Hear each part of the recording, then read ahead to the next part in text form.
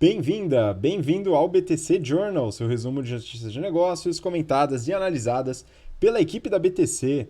Meu nome é Gustavo Habib, eu sou instrutor de Soft Skills e Marketing pela BTC e no episódio de hoje, dia 12 de março de 2020, falaremos sobre crise de coronavírus e petróleo. A gente vai falar um pouquinho sobre esse tema e falar de uma notícia da remuneração do Elon Musk que pode ser atrasada por causa dessa crise. Mountain Nazca compra controle da Grow Mobility, Renner fará recompra de ações, Cia Hering tem prejuízo não, desculpa, tem queda do lucro, Grife Reserva busca crescimento, loja Track and Field pede registro para IPO, a gente vai comentar um pouquinho dos resultados, e resultados também da Movida e da Localiza, empresas no segmento de locação de veículos. E para acompanhar a gente nessa jornada do episódio de hoje, estou aqui com o Renato Aracaki, instrutor de Finanças Corporativas, Valuation e Estratégia da BTC. E aí, Renato, como tá essa ansiedade para posicionar os investimentos na bolsa, hein? Fala, Gustavo. Fala, pessoal, tudo bem? De volta a São Paulo, aqui nos escritórios, aqui nos estúdios da BTC, né? Que, na verdade, somos as nossas casas, né? Mas, enfim, a gente já está super adaptado ao coronavírus, né? Já liberamos o home office desde sempre, né? E já está 10 anos preparado aí para o coronavírus, né? Mas, enfim, bom, parece que a gente vai até falar um pouco sobre isso, porque essa semana aí a Bolsa tomou um calor desgraçado, e tem bastante aluno aí com investimentos, pediram para a gente falar um pouco sobre isso, vai ser um tema aí recorrente que a gente vai falar agora nesse episódio, que acho que é relevante aí, até para dar um pouco de tranquilidade para todo mundo, né? Todo mundo que não tem investimento em bolsa, né?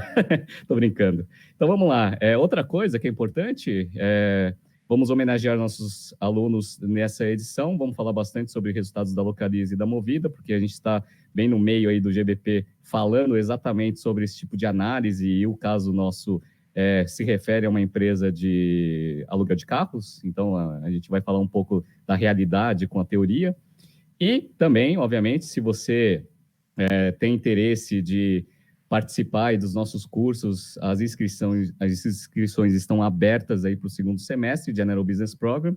Entre no nosso site www.btcompany.com.br/gbp.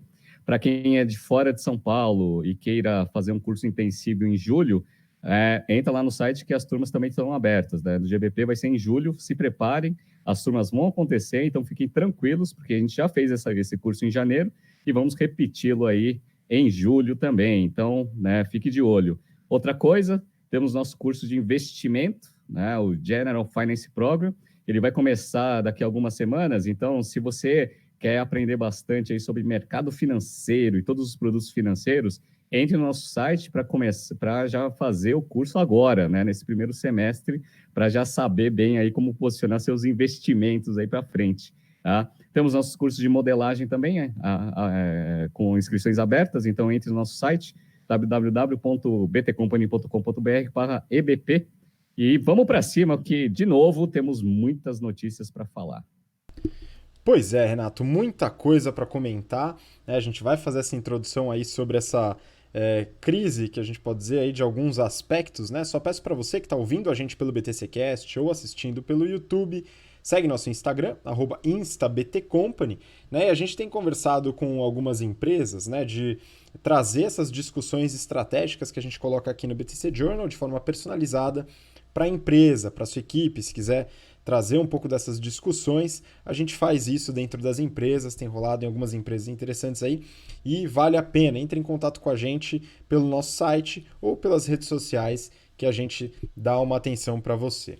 Bom, vamos seguir então, Renato, vamos começar falando sobre essa crise atual, tanto do coronavírus como o que está acontecendo no petróleo, né? Aí a negociação entre Rússia e Arábia Saudita, membro da OPEP, né? A gente até na aula de negociação comentou um pouquinho, abordou sobre o aspecto estratégico de negociação, falando sobre BAT, alternativas, reservation price, criação de valor, dentre outros conceitos que a gente trabalha nas aulas, né?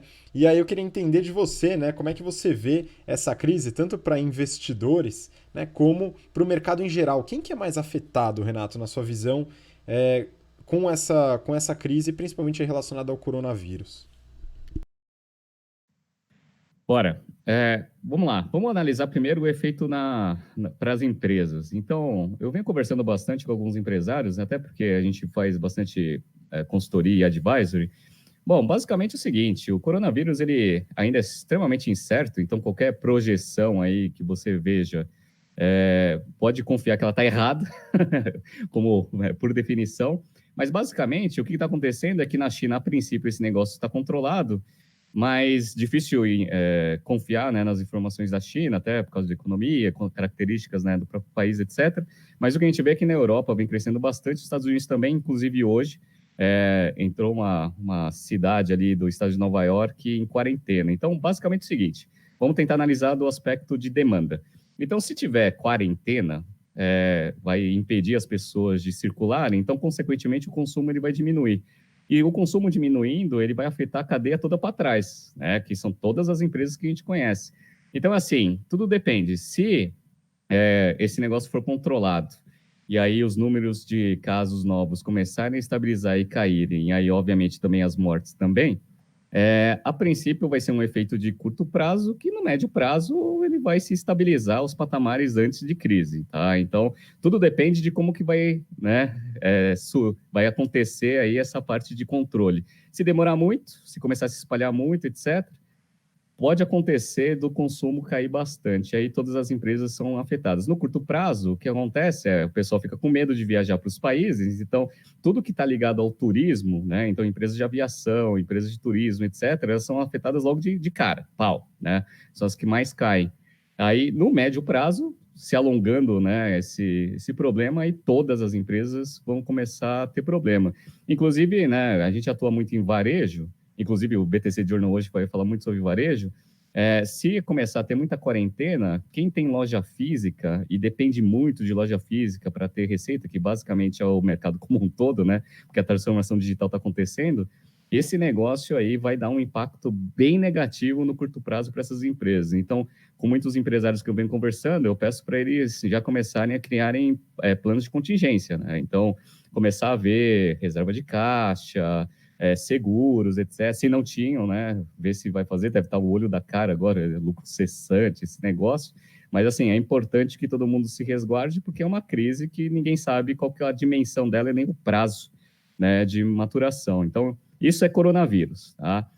Na parte de demanda. Na parte de oferta, quem importa muito produto da China, por exemplo, vai tomar um calor de curto prazo. Por quê? Porque as fábricas fecharam, então, boa parte dos pedidos que foram feitos, eles não vão chegar, não chegando, você não vai ter produto para vender, e aí não tendo produto para vender, consequentemente, esse negócio vai dar um problema. Então, é bom analisar também níveis de importação, planos de contingência para transformar fornecedores internacionais, né, chineses, por exemplo, né, em fornecedores nacionais, enfim, né, tem todo um aparato aí de coisas que precisam ser feitas aí para conseguir mitigar um pouco dos efeitos.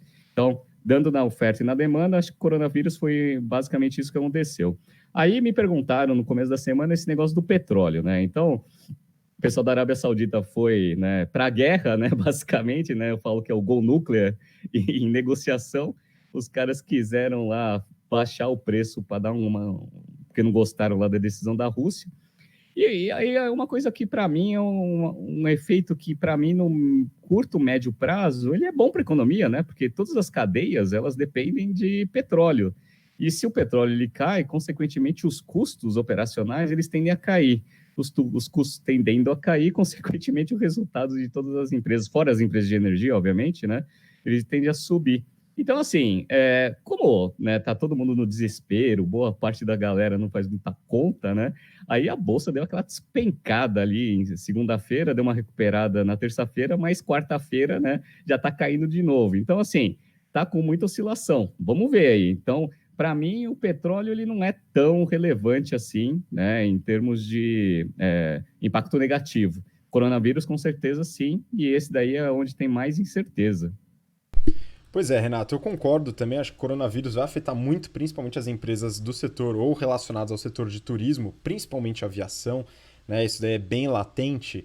E também empresas que têm produção na China, por exemplo, ou em países que estão com essa crise um pouco mais forte, tá? Então, nesse caso, essa produção, a gente até falou da Apple no episódio da semana passada, se eu não me engano, falando sobre essa previsão de lucros reduzidos por causa desse impacto do coronavírus na China especificamente. E aí, falando do petróleo, né, é o ponto que eu concordo 100% com você. É o pessoal desesperado, mas guerra de preço, pelo que eu sempre entendi, beneficia o consumidor e também o restante da cadeia, né? Todos os compradores de combustível, de derivados de petróleo, acabam se beneficiando da redução de preço, né? E aí, o pequeno investidor, que hoje está preocupado, pode pensar que eventualmente no futuro vai pagar menos combustível e o preço menor do combustível para pequeno investidor vai ser muito mais benéfico do que a variação da ação, tá? Então vamos lá, pessoal, vamos colocar o pé no chão, porque o preço do combustível afeta mais do que a ação para você. Bom, fala aí, Renato. Não, isso daí faz todo sentido o que você fala, né? Tem gente que fala assim, ah, puta, perdi, sei lá, R$ 2.000 ali porque eu tinha Petrobras. Beleza, mas se o preço do barril de petróleo começar a cair tanto assim, né? Pode ter certeza que você vai recuperar isso em gasolina, né? Então fica tranquilo aí, não precisa se desesperar. Aí, agora só uma mensagem para todo mundo que está desesperado. Então, dei aula sábado lá, galera desesperada, a galera me mandando mensagem essa semana, tá desesperado, etc. Não é nem tema aqui do BTC Journal, né? Acho que é mais ligado ao o BTC Money. Mas, assim, vamos lá. Eu passei por uma crise dessa e estava 100% em equities. Eu estava 100% em equities em 2008, tá? E aí é interessante porque essas crises, elas dão um pouco de racionalidade e fazem a gente aprender mais rápido, né? Por exemplo, o desespero sempre faz a gente aprender, né? Que nem você estudar para a prova, né, na noite seguinte, né? Aí você vai lá, tira o cincão, né? Você não aprendeu nada o semestre inteiro, lá no desespero você aprende, né? Aprende, né? Entre aspas, né? Mas enfim, a minha recomendação para todo mundo é a seguinte: mercado de ações é um mercado volátil, então ele sobe, desce, tem bastante oscilação. A gente está passando, por causa de tudo isso que a gente está falando, por um período de muita oscilação. Beleza. Se você é um investidor que compra ação, entende, faz uma continha, etc., o que eu posso te falar tecnicamente é o seguinte: bom, pelo método tradicional, né, do free cash flow, projetado até o infinito, trazido a valor presente, etc. e tal, o coronavírus ele vai trazer um impacto de curto prazo aí no free cash flow, com certeza. Tá? Pode acontecer, a gente só não sabe o impacto. Se você tem uma ação onde o valor, né, do market cap do negócio está lá na perpetuidade, lá 90% do valor lá está na perpetuidade. Você concorda que se passar essa crise, esse valor tende a não mudar muito? Se ele não mudar muito, o valor da ação ele tende a se manter o valor antes da crise. Então, assim, é um período que você começa a pensar um pouco mais em teoria, tá? Então, assim, o mercado é louco, obviamente, as pessoas não fazem conta, por isso aí esse desespero, a ação cai pra caramba. Mas pensa friamente, se você fez a conta e falou o seguinte, cara, pensa no longo prazo, né? Passando esse negócio, free cash flow para o futuro, trazido a valor presente, e o futuro é infinito, né? Trazido a valor presente, será que vai impactar tanto assim no valor da ação, né? Pensando no longo prazo? Então, respira um pouco, não faz o desespero de sair vendendo tudo na baixa, porque aí vai fazer a maior cagada de todas, né? Comprar na alta e vender na baixa, né? Então, isso que eu falo. Mas, enfim, isso é uma das coisas. Outra coisa que me ajudou muito a recuperar, né, meu ânimo, né, depois de 2008, foi o seguinte. Aí eu fiz lá, perdi um valor, né? E aí eu falo pro pessoal o seguinte, ó, quanto que você perdeu? Aí eu falo assim, perdi R$ 7.000, Renato. Tipo, só segunda-feira eu perdi R$ 7.000. Beleza. Falei, quanto custa um curso para você aprender equities e esse tipo de análise? Vai assim, puta, deve ser uns R$ 20.000. Falei, cara, pensa que esses R$ 7.000 foi um investimento que você fez, que você poderia ter feito um curso, mas você foi lá e quis investir em ações. Está aprendendo mais rápido? Eu tenho certeza que a galera está aprendendo mais rápido agora, porque no calor que você aprende. Então, assim, tenta dar aquela encarada, né, com boa fé, e fala o seguinte, pô, eu perdi dinheiro, mas eu tô aprendendo, então tem um lado bom aí do negócio. Agora, se você é um investidor, você fala assim, puta, tomei uma tungada de R$ 100.000 na segunda-feira, aí, minha única recomendação pensa que você poderia ter, assim, eu poderia ter feito um curso em Harvard, né, de ações, né, que aí é $100.000, caro pra caramba. Então, deixa eu falar que você, né, beleza, não quis fazer o curso em Harvard, aprendi em ações, beleza. Sempre tem um lado bom das coisas. Então, fique tranquilo, né, respire fundo, que essa crise vai passar, fica tranquilo. Pois é, Renato, eu trouxe uma notícia aqui para deixar você que está ouvindo a gente pelo BTCcast ou assistindo no YouTube um pouco mais animado também, né? Pensando que poderia ter sido muito pior, né? Peguei uma notícia da Forbes e o título é o seguinte: crise do coronavírus pode atrasar pagamento de 55 bilhões de dólares a Elon Musk. Então, se você está preocupado, né, imagina que provavelmente você não perdeu tanto quanto o Elon Musk pode perder, né, Renato? Pois é, sempre tem gente pior, então fica tranquilo, sempre vai ter gente melhor que você e gente pior que você. Bom, o cara vai perder ali, não, perder, só um que postergar, né? 55 bi. Só relembrando um pouco do caso da Tesla, né? Ele tinha lá alguns strikes, né, técnicos e de valor de mercado, para ele ir ganhando a bonificação dele, porque o salário dele é zero. Então, assim, teve aquele rally em cima das ações da Tesla no final do ano passado, que a gente já falou aqui no BTC Journal que não tem. Eu, por exemplo, não consigo dar justificativa técnica para isso. E aí o coronavírus deu um pouco de racionalidade aí para o preço da ação. E aí, consequentemente, o Elon Musk ele não vai bater aí no curto prazo as metas que ele estava quase batendo ali com esse rally nas ações. Então, assim, galera, sempre vai ter gente pior que você. Então, a segunda coisa, para tentar confortá-los dentro desse período de oscilação grande de mercado. Boa, Renata, é isso mesmo. A gente tem que sempre se confortar de alguma forma, né? Bom, agora acabada a discussão sobre crise, né? Vamos falar de coisa boa, né? Que é a aquisição, né? Aqui, bom, talvez não tão boa, né? Depende um pouco do ponto de vista. Vamos lá. Essa notícia é do Valor Econômico. O título é o seguinte: Mountain Nazca, dona do peixe urbano, compra controle da Grow Mobility de patinetes.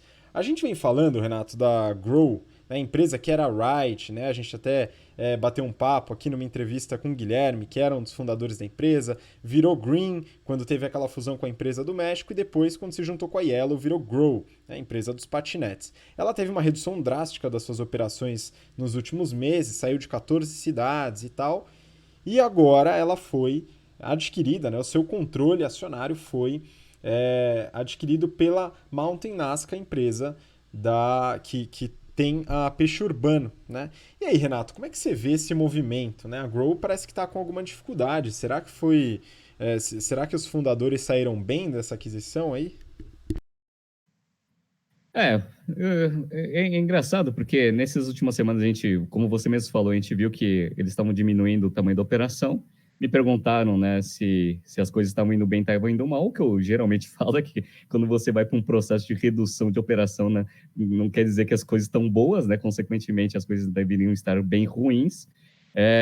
Para adicionar um pouco de pimenta aí na situação, ainda a Uber iniciou suas operações de patinete aqui no Brasil, e isso daí, em termos de competição, é péssimo para a Grow, porque o Uber tem caixa, etc., mercados emergentes, e a gente já sabe como que é a estratégia de precificação do Uber. E aí, obviamente, o cenário estratégico aí ficou bem difícil. Então, o que provavelmente deve ter acontecido é que eles já não estavam bem financeiramente, estrategicamente eles viram grandes dificuldades e, consequentemente, a dificuldade de captação do mercado, se desfazer um pouco do controle, eu acho que é importante até para ter um pouco mais de dinheiro novo na empresa. O ruim é que a notícia ela não fala bem os termos, então controle, né? Não dá para saber se ele comprou tudo, comprou partes, etc. Muito menos o valor, né? Então eu já vi algumas notícias, mas isso daí obviamente é extraoficial, então não dá para confiar nessas notícias, que a princípio o negócio ele foi para o buraco e venderam, só repassaram a operação. Mas, assim, como na notícia que a gente está analisando, os valores não foram divulgados nem a estrutura da operação, fica muito difícil entender. Mas, assim, de forma geral, uma empresa que ela está indo para um processo aí de redução drástica das operações, provavelmente não está indo muito bem financeiramente, consequentemente, o valor dela é muito baixo. Então, eu não sei se os investidores lá e os sócios iniciais, eles ganharam alguma coisa com esse negócio. Minha tese, né, minha aposta é que não, né, que esse negócio é um negócio que dá errado e é normal, né, uma startup, um mercado novo, etc. O risco de dar errado é grande também, assim como, né, o potencial de ganho, se der certo, é imenso. Então, é do jogo, acontece. Exato, é interessante que o modelo startup, né, quando a gente fala de startup, geralmente a gente está falando de negócios escaláveis e que dependem de bastante volume para o negócio dar certo e uma taxa de crescimento alta. Quando você diminui sua operação, você tem uma taxa de crescimento negativo, você está diminuindo sua operação e, consequentemente, para a startup deve ser bastante ruim, né? Então, essa operação, depois se a gente conseguir acesso aí a informações mais críveis de valores e de cláusulas contratuais desse controle, aí a gente compartilha com você que está ouvindo ou assistindo a gente, né? Mas por enquanto, só entendendo que o mercado de patinetes ele é bastante competitivo e ainda não se mostrou sustentável, né? Vamos acompanhando. Bom, seguindo agora, Renato, a gente vai entrar numa sessão varejo e moda especificamente, né? Falando de algumas notícias interessantes que saíram. Então eu vou começar falando de uma que é do Valor Econômico. Lojas Renner fará recompra de 1% das ações em circulação. Um dos objetivos, segundo a companhia, é que o programa seja uma forma adicional de distribuir a geração de caixa aos acionistas. Renato, essa notícia, né, traz luz a essa operação, né, da Renner de fazer recompra das ações, então ações que estão em circulação no mercado, ela vai lá, compra, deixa na sua tesouraria, né, e não estão mais no mercado disponíveis para esse trade que os investidores fazem. Né? Por que, que a Renner ou uma empresa no geral faz a recompra de ações, Renato? Qual que é a estratégia por trás disso? Bom, vamos lá. Tem algumas razões para uma empresa recomprar as próprias ações. Então, tem método especulativo. Você acha que o valor da ação está muito baixo, então a empresa vai lá e compra porque acha que o mercado não está precificando o valor correto delas, que eu acho um absurdo esse negócio, porque a empresa é a detentora de todos os resultados e que vão influenciar todo o mercado. Então, eu acho meio estranho isso, mas é possível. Ela pode recomprar ações até para honrar programas de stock options que ela tem, principalmente na hora do vencimento, etc. Tá? Ou ela pode fazer, tem várias outras razões, né? Mas tem o terceiro caso aí, clássico aí que a gente está vendo aí, que é o seguinte, é você recomprar ações, ou seja, você tira um pouco de ações em circulação, deixa na tesouraria, cancela elas, ou seja, a empresa agora ela tem menos ações, né, do que tinha anteriormente. Por que isso é um jeito bom de você remunerar, né, de uma forma indireta, os acionistas?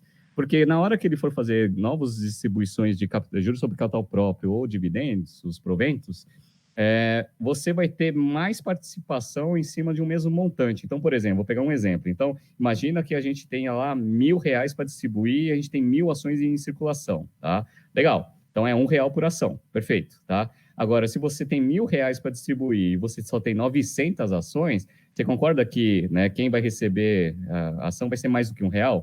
Então, é basicamente isso que a Renner está fazendo. Isso daí é uma sinalização boa para o free float, porque a princípio vai aumentar, né, o dividend yield aí do negócio. Geralmente, quando uma empresa anuncia isso, o valor das ações eles tendem a dar uma subidinha, né? Mas como a gente está num momento onde tudo está caindo, né? Acho que nem essa boa notícia aí para o acionista fez a ação subir. Mas basicamente, né, falando em termos técnicos, são essas as razões aí para uma empresa recomprar suas ações e provavelmente é isso que terceiro caso, né, que a Renner está fazendo com as suas ações. Boa, a gente aqui no BTC Journal já falou de várias dessas grandes redes de varejo, né, de moda. A Renner, se não me engano, falamos no ano passado, né, mas falamos de todos, Riachuelo, Marisa, enfim, todas as grandes lojas. A Renner tem resultados muito interessantes. Então, para você que quer acompanhar um pouco mais esse mercado, que é um mercado bem relevante, volta no histórico do BTC Journal e dá uma olhada nos resultados. A gente fala sobre a estratégia, o histórico, as linhas de receita, portfólio, assim por diante. Então, fiquem atentos ao histórico que tem bastante coisa interessante. Né? Aqui é só para comentar dessa recompra. Agora vamos para a próxima. A próxima notícia é da Forbes e o título é: Cia Hering tem queda de 34% no lucro do quarto trimestre.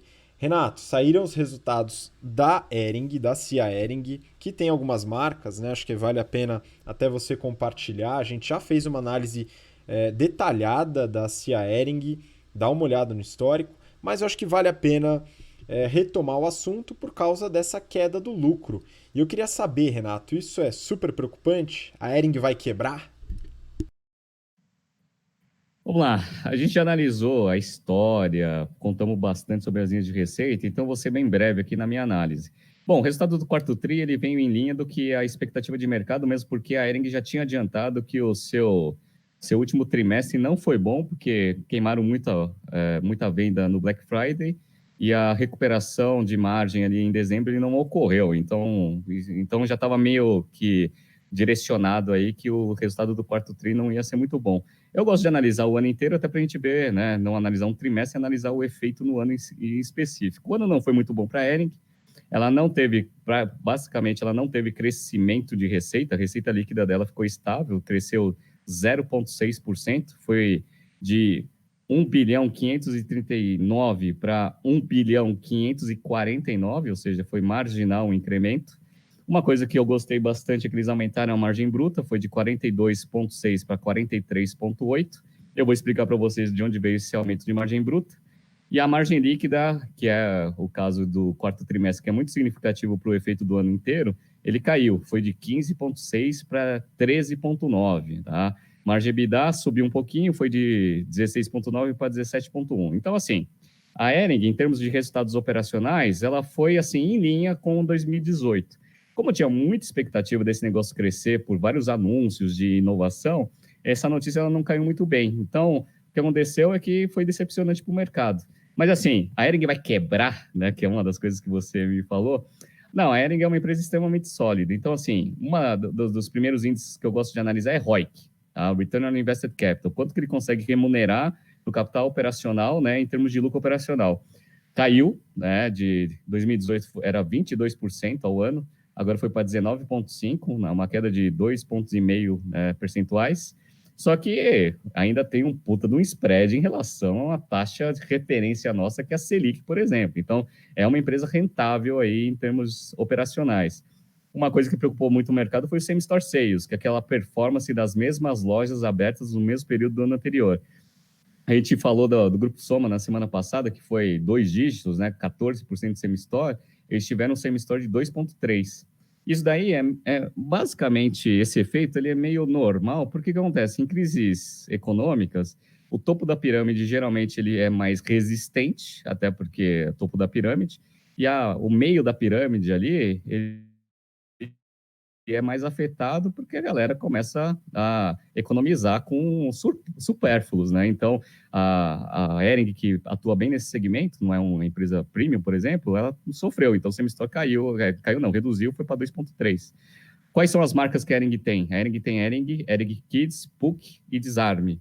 Quem que cresceu, né? Hering e Hering Kids ficou em linha, né? 2% de crescimento, né? A Hering Kids foi 3%. Quem caiu bastante foi a PUC, caiu 16,6%. Olha que desgraça, né? A Desarme cresceu 3,7%. E aí, qual que foi o aumento da margem bruta? A performance dos outlets caiu 18%. Mas isso, para a margem bruta, é bom porque você vende menos produto com desconto. Por isso que a margem bruta subiu, tá? Quais são os canais de venda que eles têm? Multimarca, franquias, lojas próprias e e-commerce. Então, multimarcas caiu 4,3%, franquias cresceu 1,2%, quase nada. Lojas próprias cresceu um pouco melhor, né? 6,2%, mas tem pouca loja própria, a maior parte das lojas é franquia. E o e-commerce cresceu bastante, cresceu 43%. Só que como ele representa pouco, ele representa menos de 4% da receita total, ele não conseguiu segurar aí a queda dos outros canais. Então, basicamente, essa é a estrutura da Hering. E aí, agora respondendo por completo, se a Hering vai quebrar? Vai quebrar nada esse negócio. Por quê? Modelo de franquia, já falamos aqui. Modelo de franquia é ótimo porque você expande o negócio com menos capex, porque quem faz o capex é o franqueado. Então, o que acontece, né? Eles tiveram ali um fluxo de caixa das atividades operacionais de 285 milhões em 2019, que foi menor que os 360 milhões que eles tiveram em 2018, mas assim, só de investimento em crescimento foi 64 milhões. Então, 285 menos 64 sobra dinheiro para caramba, não sobra? Beleza. Sabe qual que é o nível de endividamento dos caras? Zero. Não tem dívida, né? Por quê? Porque só faz dinheiro. É a famosa máquina de dinheiro. E aí, o que você faz com tanto dinheiro parado em caixa, né? Se você tem ROIC alto, o investidor até deixa ficar um pouco de dinheiro aí para planos de crescimento. Mas, basicamente, o que você faz é distribuir isso para o acionista. Então, ele é um bom gerador de proventos para quem tem ação. Só no passado, eles distribuíram 171 milhões em juros sobre capital próprio. Olha que beleza, tá? Então, assim, não vai quebrar, não tem dívida, o negócio é bom, gerador de caixa, vai sofrer um pouco com a situação macroeconômica aí do país, mas né, tem caixa aí, tem geração de caixa para sobreviver por muitos anos. Então, assim, dá um efeito de curto prazo aí ruim, mas no médio prazo continua sendo uma boa empresa. Pois é, Renato, é importante quando a gente vai analisar, né, do ponto de vista de marketing, as pessoas pouco iniciadas podem acreditar que a marca não está tendo mais apelo, né? Não ouve mais muito falar da Hering, né? Geralmente associa a marca simples, né? Mas é muito importante a gente fazer alguma análise de estratégia de canais e distribuição, né? A Hering tem uma distribuição gigantesca, como você falou, alicerçada em modelo de franquia, que reduz muito a necessidade de investimento da própria empresa, o investimento fica a cargo do franqueado, e também a estrutura de dívidas inexistente, né, dívida bruta zero, o que faz com que a empresa seja bastante resiliente também nesse sentido, né, comparado, por exemplo, com empresas recentes que a gente avaliou, não lembro agora exatamente, mas que têm dívidas em dólar, por exemplo, que agora estão sofrendo bastante. Né? Então também gosto do modelo, a gente avaliou a Hering já faz um tempo, se eu não me engano foi o terceiro TRI de 19, e a gente falou que o modelo é bem interessante. Né? Continua sendo interessante com algumas quedas de mercado. Né? Faz parte, mas ainda aí sobrevivendo bem, não vai quebrar. Então fiquem tranquilos aí que vão poder continuar comprando camiseta branca.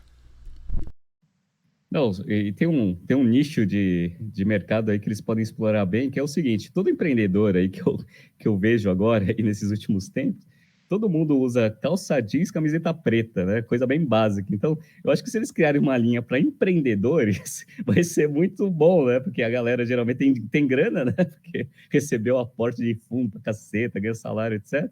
E, meu, tá uma moda, né? Todo mundo tá usando calça jeans, camiseta preta. E fala assim, eu só compro isso para não ficar tendo problema na hora que eu acordo, para não gastar tempo. Puta conversa do caceta. Mas, enfim, tá? É um nicho aí que talvez a Hering possa explorar bem aí, porque a galera tem dinheiro. Vamos ver. Boa, inclusive fica a sugestão para as startups que recebem aporte, ao invés de gastar dinheiro comprando MacBook para todo mundo, né, pode comprar um guarda-roupa, né, de camiseta preta e calça jeans, que vai ser muito mais útil, com certeza, e possivelmente mais barato. Beleza? Bom, vamos seguir então para a próxima notícia, né? A gente está falando bastante de varejo, continuaremos, né, na parte de moda, agora falando de uma notícia do valor econômico. Grife Reserva busca dobrar rede própria até 2023. A notícia, Renato, coloca que alguns highlights de resultados da reserva, né, não divulga o balanço auditado, por não ser uma empresa de capital aberto, mas tem alguns números interessantes que eles divulgam sim. Né? Então a notícia coloca em 2019 uma receita de 400 milhões de reais, uma projeção para 2020 de 480 milhões, né?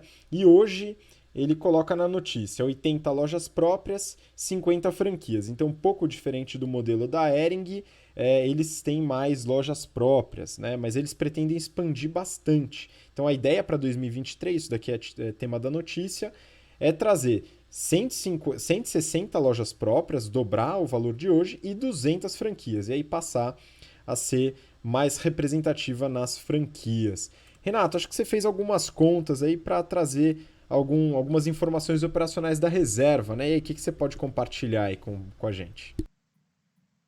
Bom, vamos lá. Reserva é uma marca que eu conheço, obviamente, não sou cliente deles também, mas a princípio eles vêm crescendo bastante. Eles têm dois fundos grandes aí, representativos, como sócios. Tem a Dynamo lá no Rio de Janeiro e tem a Joá, que é do Luciano Huck. Loucura, hein? E que loucura, né? Como disse o Luciano Huck. Aí, bom, vamos lá. Eles têm 400 milhões de receita a princípio, né? Pelo que a notícia falou. 80 lojas próprias, 50 franquias e vendem multimarca, 1.400 mais ou menos multimarcas espalhadas pelo Brasil. Ele falou que o preço médio dele é mais ou menos R$ 200 por item, o que eu coloquei aqui mais ou menos como um ticket médio de uns 500 e pouquinho, tá? Ou seja, ele acessa um público um pouco mais premium aí do que a Hering, aliás, bem mais premium do que a Hering. Então, provavelmente, ele deve ter alguma similaridade ali com os números do Grupo Soma, né?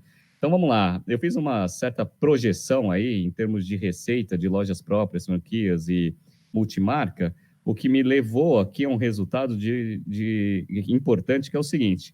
Cada loja deles, na média, né, fatura, loja própria, tá? Fatura ali em torno de uns 3 milhões e 200, 3 milhões e 300, né? Pelo menos aqui, pelas minhas contas, tá? Anual. Isso é bom porque ele fica num limite do simples ali, ele fica dentro do limite do simples, numa alíquota boa ali para dar rentabilidade para quem for um franqueado, por exemplo. Então, o que acontece? Eu acho que o franqueado, né, o grande gap aí, né, de expansão que ele pode ter, oportunidade, expandir em franquias, que a gente já falou, que o modelo não tem muito capex, etc. e tal, que eu acho que é bom, tá? E tem o benefício fiscal do franqueado ficar dentro do Simples. Então, acho que é importante isso. Acho que está um modelo minimamente acertado aí para a expansão de franquia. Ele falou também que vai fazer expansão em loja própria, aí tem um problema, né? Porque aí você vai ter que fazer todo um capex aí forte. Aí precisa ver, né, se tem dinheiro ou não tem. Eu dei uma olhada no capital social, eu não consigo falar se esse capital social é o mais atualizado ou não, porque eu peguei numa fonte da internet. Ele tem um capital social de 64 milhões. Para, né, 80 lojas próprias, provavelmente ele já deve ter um nível de alavancagem aí considerável. Para fazer esse plano de expansão, provavelmente ele vai ter que pegar mais dinheiro no mercado. E aí, né, eu acho que essa notícia ela saiu principalmente porque Grupo Soma está com, né, abertura, né, entrou com registro de abertura de capital, track and field, que a gente vai falar hoje, está vendo que o mercado está comprador. Eu acho que essa notícia meio que foi produzida aí para conseguir já dar um pouco de brand awareness aí num provável IPO. Então, vamos ver, né? Agora o mercado está meio ruim, então provavelmente a IPO não vai ser uma opção de curto prazo. Vamos ver aí o que a reserva vai fazer, mas quem gosta, quem usa roupa da reserva, gosta bastante. Eu, particularmente, não uso, não sei, mas pelos números aqui, o faturamento, etc., não tem dado de lucro, então é difícil a gente avaliar. Mas, enfim, vamos ver. Vamos ver aí quando eles entrarem com o registro de IPO, a gente consegue destrinchar bem os números aí, vamos ver. Boa, olha, eu sou cliente da Reserva, tenho produtos, gosto bastante, gosto da qualidade dos produtos, uso bem e acredito que pode ser uma empresa aí futuramente a abrir capital. Vamos ver, né? Então, como você comentou, acho que o mais importante é definir essa estratégia de expansão, se é franquia, se é loja própria. Eles têm uma operação que eu acredito que é forte no e-commerce, né? Então, faltam resultados para a gente avaliar isso, né? Para entender qual que é a representatividade de cada linha de receita, que seria importante, né? E também fazer análise de same-store sales. Mas o crescimento é relevante e as lojas, aí, as franquias, faturam razoavelmente alto, chegando a um limite interessante para se manter ainda no modelo simples de tributação. Boa, vamos acompanhar que é uma marca que tem sido bastante relevante aí no mercado. Bom, seguindo, Renato, próxima notícia você já adiantou aí, fez o spoiler, né? Eu peguei da Exame. Rede de lojas Track and Field pede registro para IPO. Com o novo pedido, já são 22 empresas brasileiras na fila para listagem de ações na Bolsa de Valores. Renato, promessa feita é promessa cumprida. Você falou que ia compartilhar alguns números da Track and Field na semana passada. Para você que não ouviu o episódio da semana passada, volta, baixa, com calma, tranquilidade, tá tudo certo. Dá uma olhada no prospecto que a gente faz, na análise do prospecto que a gente faz do IPO do Grupo Soma, que tem as marcas Animale e Farm. Né? Agora a gente fala da Track and Field. E aí, Renato, o que você viu de interessante nesse prospecto?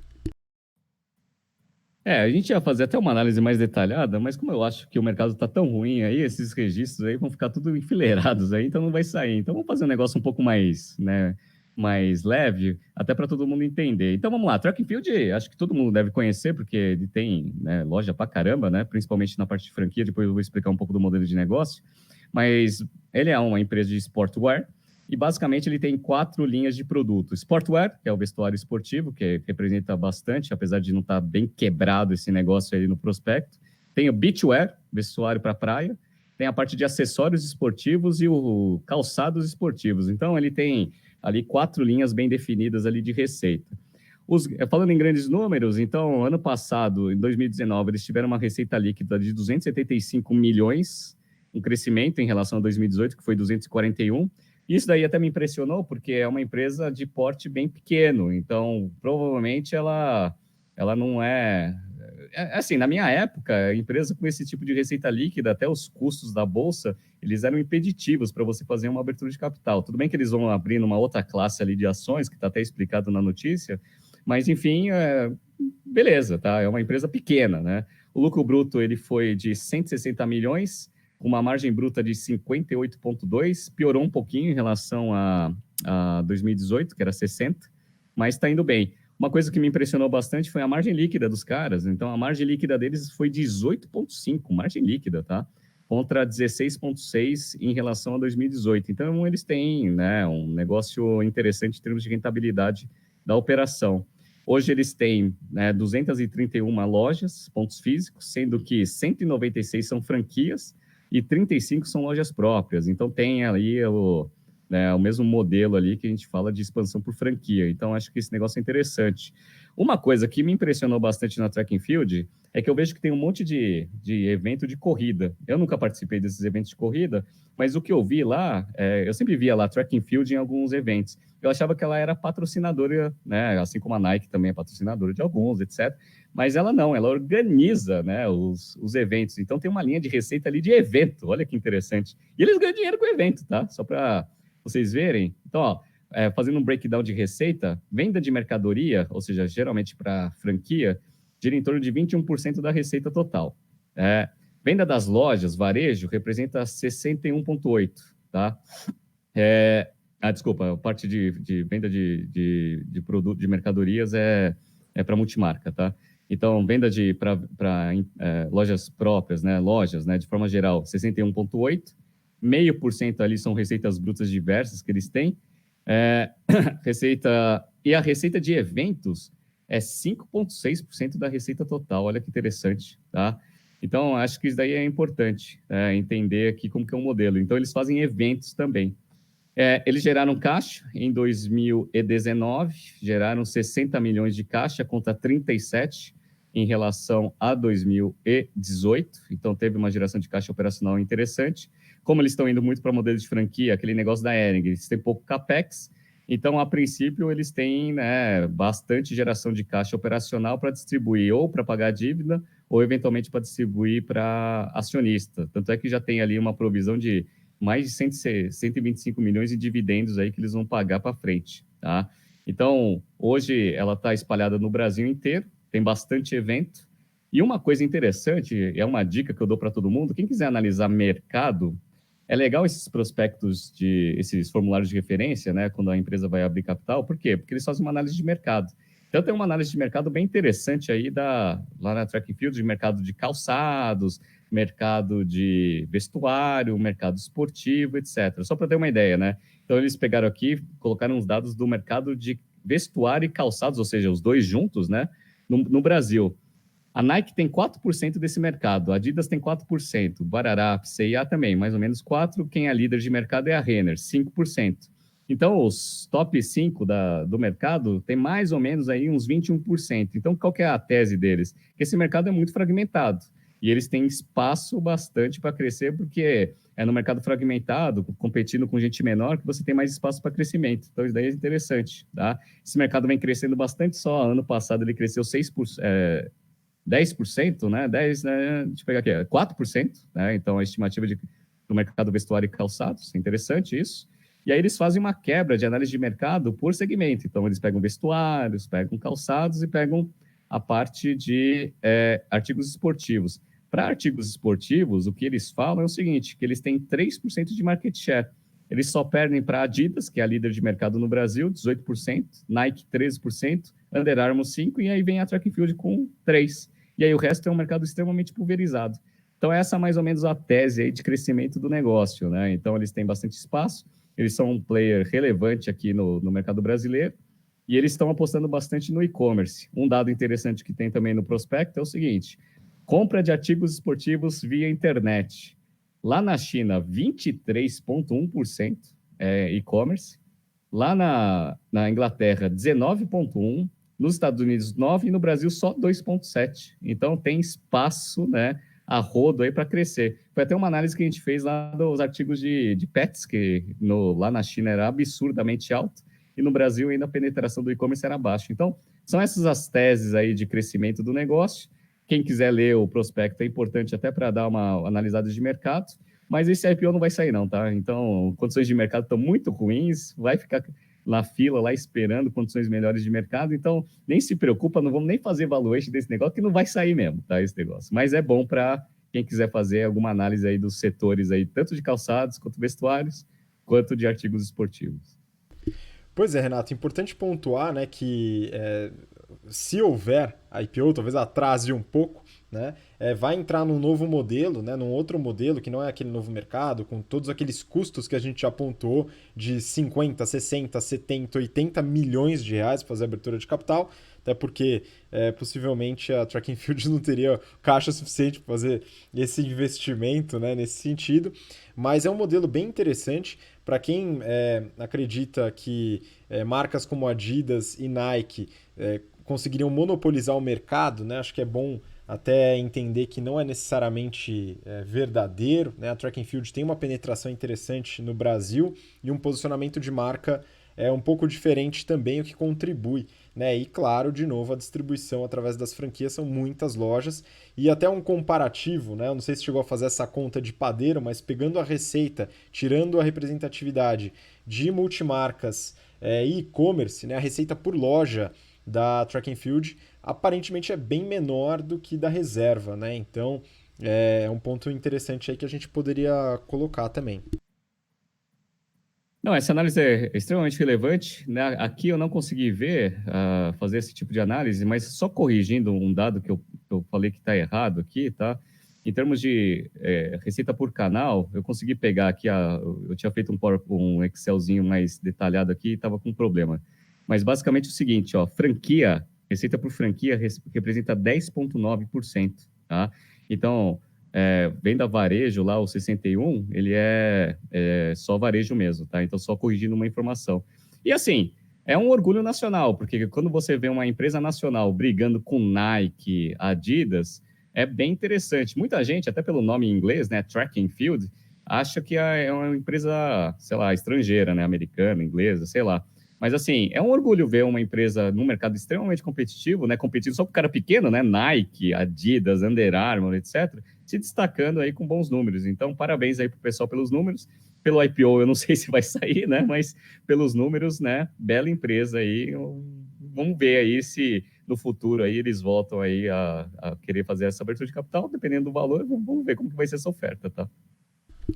Pois é, Renato, a gente falou agora de 4 empresas do varejo, 4 empresas nacionais, com resultados interessantes, né? E algumas em crescimento, caso da reserva, por exemplo, e com operações rentáveis e estáveis. Isso dá um orgulho mesmo. Acho interessante você pontuar esse aspecto, porque no Brasil temos muitos empreendedores de sucesso. Eu acredito que esses são grandes exemplos, tá? Talvez são muitos deles, né? Com exceção da reserva, talvez que o seu fundador é um pouco mais pop, né? O restante acaba ficando um pouco mais low profile, um pouco menos na, na mídia em relação ao empreendedorismo, né? Todo aquele show business do empreendedorismo, mas são excelentes exemplos aí, pessoas que a gente pode usar como referência na hora de empreender ou de desenvolver o negócio.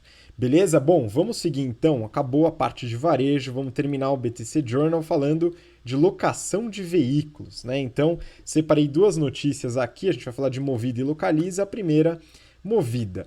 Valor econômico. O título da notícia é: lucro da Movida cresce 62,7% no quarto trimestre de 2019.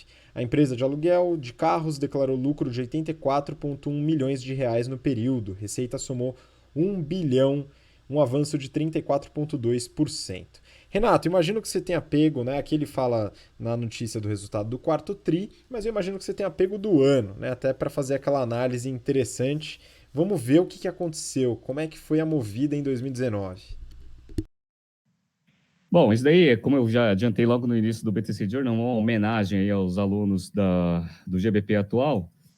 A gente tem um caso que a gente fala bastante sobre esse tipo de modelo. Já analisamos a Movida bem no detalhe em BTC Journals passados, mas só para relembrar, ela tem 3 linhas de receita bem estabelecidas. Uma é o aluguel do carro, a outra é a gestão de frotas de terceiro e a terceira é a parte de venda de seminovos. E aí, uma coisa que a gente fala bastante é a parte de todas essas 3, elas são sinérgicas entre si, ou seja, elas dependem, interdependem uma da outra. Por quê? Porque você depende bastante do volume para você comprar um carro com um preço mais acessível, né, em relação ao varejo tradicional, para você pegar esse carro, alugar ele bastante, aí tem um tempo correto ali, porque tem curvas de depreciação, manutenção, etc., para você conseguir vender esse carro, recuperar o capital que você teve na compra do carro no momento que você comprou da fabricante, e tem uma margem mínima ali, né? Pode ser até negativa, mas se ela contribuir muito forte na parte de gestão de frota e aluguel, você compensa o negócio. Então, são 3 linhas de receita que você tem que analisar em conjunto para você saber se elas são boas ou são ruins. Por exemplo, né, eu peguei aqui o número de 2019. Então, obviamente, o grosso ali de receita líquida dos caras, ele é a venda de seminovos por causa do giro, mas o que mais cresceu deles em 2019 teve um crescimento muito forte na parte de aluguel, isso foi bem interessante. A parte de gestão de frotas, ele cresceu, mas ele foi um crescimento um pouco mais, em termos absolutos, né? Menor representativamente em reais ali na receita. E a Seminovos aí tem um crescimento absurdamente alto, né? Deu 63% de crescimento, né? Então foi bem interessante.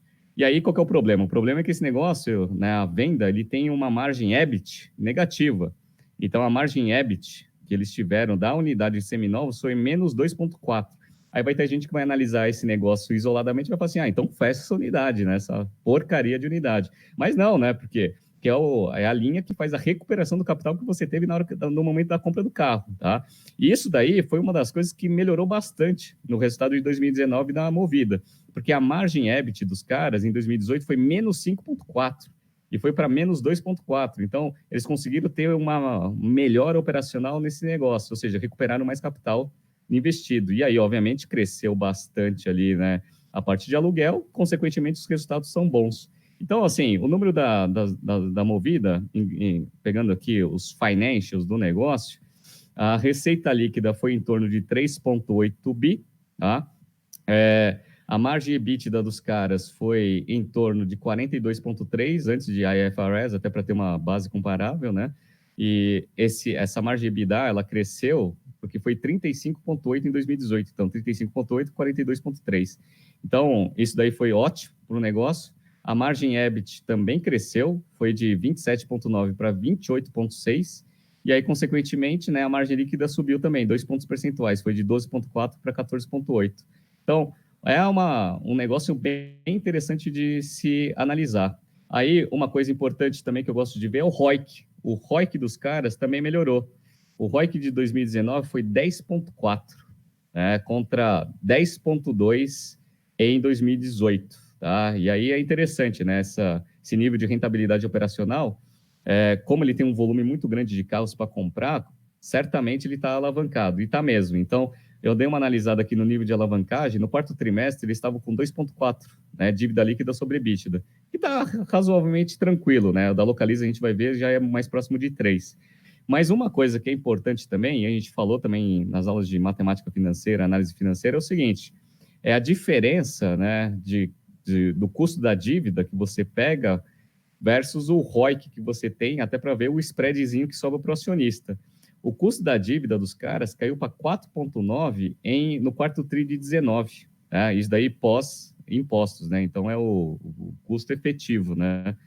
E o ROIC dos caras no quarto tri de 19 foi 11,5. Então, 11,5 contra o custo de dívida de 4,9. Então, todo esse spreadzinho aí vai para quem? Vai para o acionista, né? Então, isso daí é bom, tá? Em termos de rentabilidade. O free cash flow dos caras em 19 foi positivo, né? O fluxo de caixa das atividades operacionais, menos o CAPEX ainda de reposição de carros, foi 580 milhões contra 149 de 2018, ou seja, os números melhoraram bastante. Só que qual que é o problema? O free cash flow ele é negativo por quê? Porque eles estão crescendo. Então, eles estão ampliando bastante aí, né, o número de carros, o número de concessionárias, nas lojas, né, que você pega lá o carro alugado. Então, o free cash flow ainda está negativo, está menos 558, mas como, né,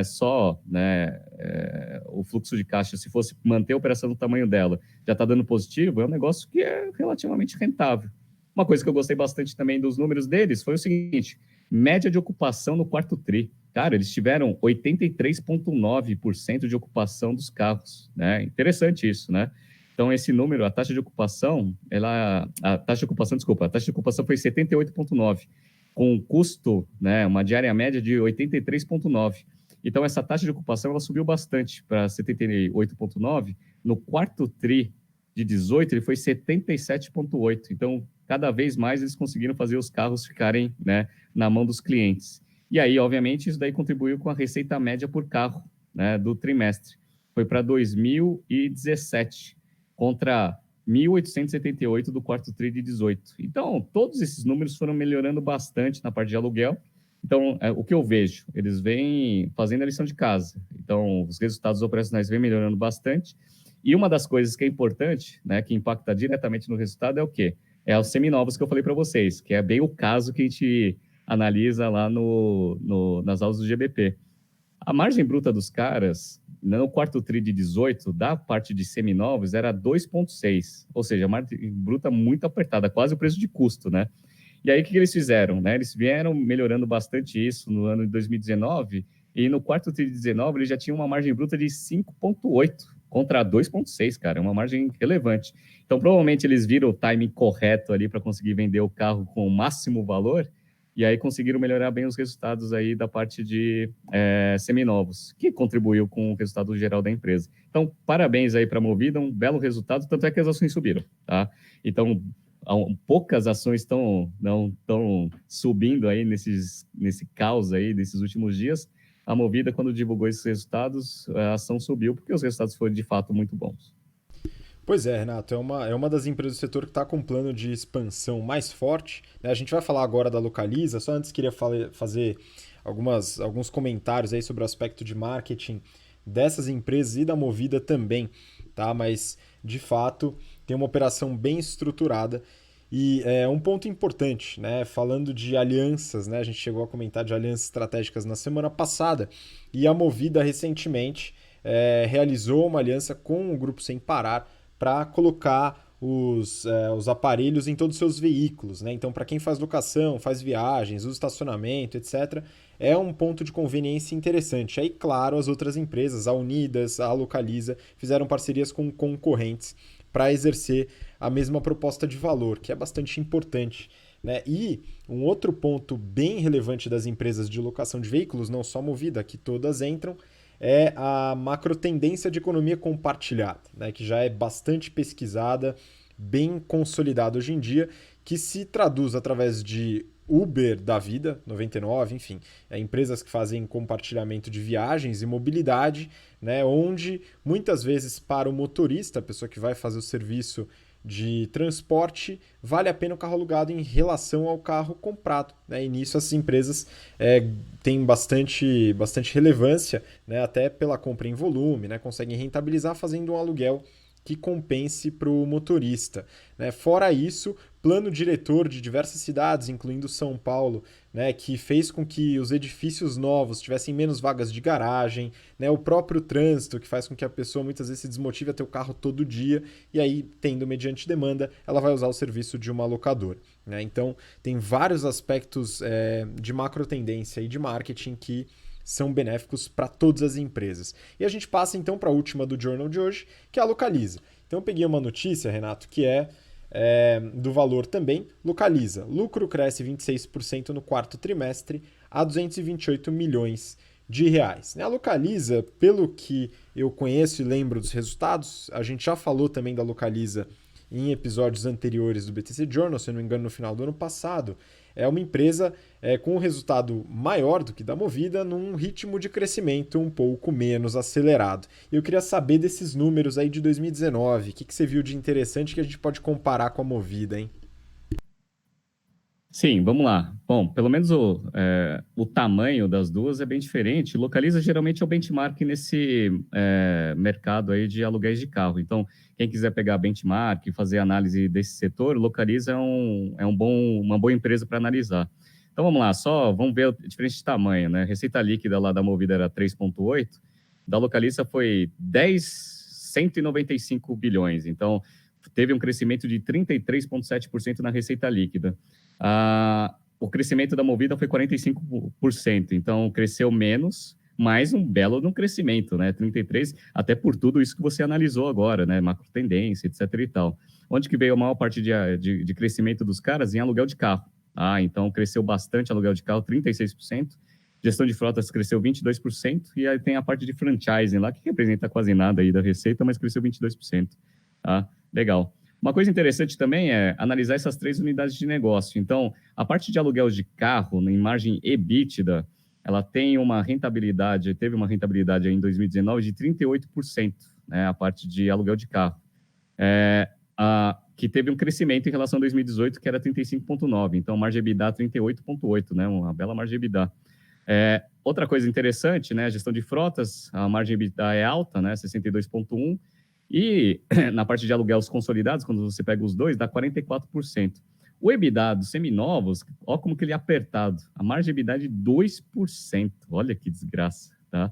Então, ela representa menos aí da receita aí em relação à Movida, mas eles têm exatamente o mesmo problema, né? O problema de você ter o timing correto para você conseguir vender o seminovo, né? O carro alugado, tira ele da parte de aluguel e mete ele ali para venda de seminovos, né? Então, eles também são bem competentes nesse negócio, é bem interessante.